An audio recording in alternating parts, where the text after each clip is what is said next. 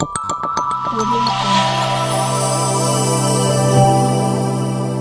Jungle. को चकमेंटर YouTube channel पे welcome करता हूं। आइए आज हम बात करने जा रहे हैं, जैसा कि आप लोगों को पता है लोकसभा निर्वाचन चुनाव 2024 होने को है। प्रथम सत्र का जो है प्रशिक्षण हो गया है और द्वितीय सत्र का प्रशिक्षण पार्टी वाइज होना है। इसका भी जो है बहुत सारे जिला में डेट अनाउंस हो गया है। इसी सिलसिले में इस समय आज मैं आपसे बात करने जा रहा हूं PO2 का क्या क्या कार्य एवं दायित्व है और कैसे वो निर्वहन करेंगे, इसी के बारे में मैं आपसे बात करने जा रहा हूं। इसमें जो है हम पूरे विस्तार से कोशिश करेंगे जो PO2 का पोलिंग ऑफिसर 2 का जितने भी कार्य हैं उस कार्य को बहुत ही मतलब विस्तार पूर्वक और आसानी से जो है आपसे चर्चा कर सकूं। तो आप हमारे साथ अंत तक बने रहिए और एक एक करके जो है हम जानेंगे। मुख्यतः PO2 का सिर्फ 3 काम है। कितना काम है? सिर्फ 3 काम है। सबसे पहला काम तो ये है कि मतदाता के बाएं हाथ की तर्जनी पर अमिट स्याही लगाना। दूसरा काम ये है कि वो मतदाता रजिस्टर 17A का प्रभारी होता है।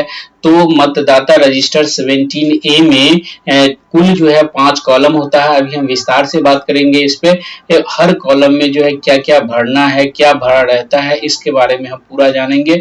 और तीसरा काम जो ये है इनका मतदाता को मत देने हेतु मतदाता पर्ची जारी करना।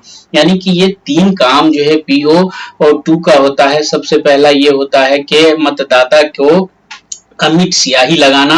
दूसरा काम होता है मतदाता रजिस्टर 17A में जो एंट्री होगा वो एंट्री करना। और तीसरा काम ये होगा कि मतदाता को मत देने हेतु मतदाता पर्ची निर्गत करना। तो आइए जो है अब इसमें जो है दूसरे पॉइंट जो है 17A रजिस्टर, इसके बारे में बात करेंगे। और एक जो है मतदाता को अमिट स्याही लगाना। अब आइए इसमें है अमिट स्याही कहाँ लगाएंगे, तो हम सब लोग जनरली जानते हैं कि मतदाता के बाएं हाथ के तर्जनी यानी कि 4 फिंगर पे अमिट स्याही लगाया जाएगा।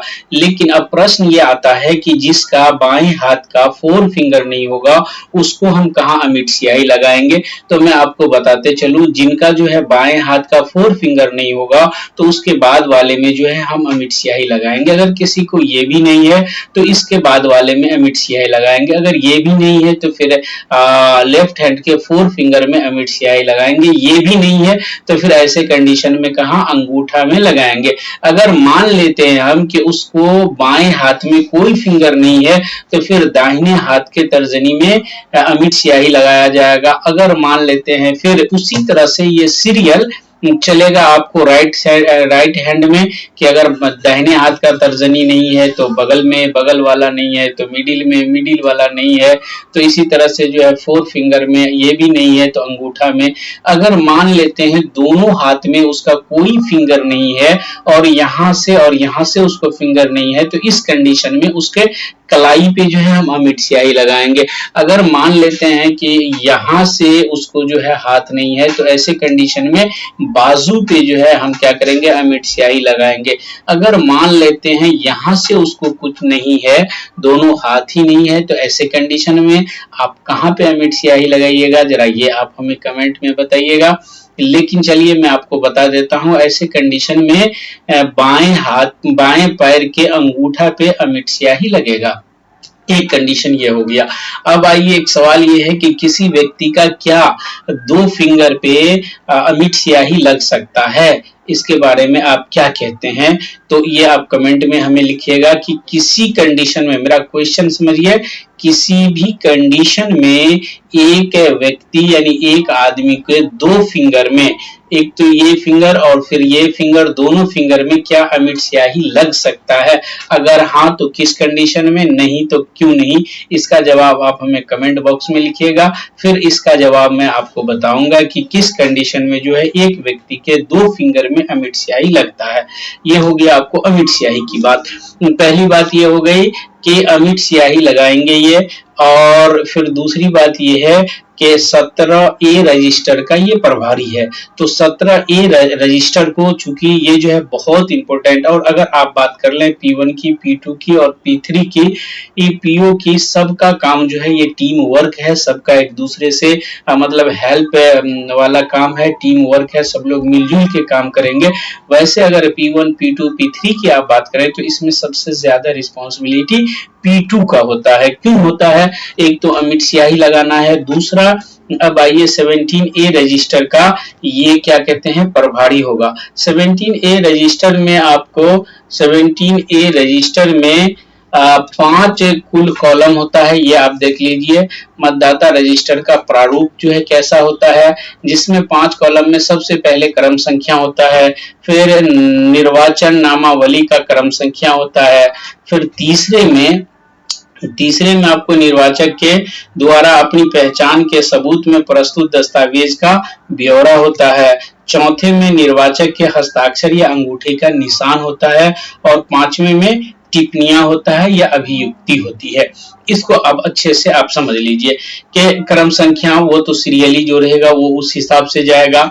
फिर निर्वाचन नामावली का क्रम संख्या के P1 जो है वो पुकारेंगे, क्रमांक 10 नाम, तो क्रमांक 10 में आप यहाँ पे लिखेंगे, 2 में क्रमांक लिख लेंगे।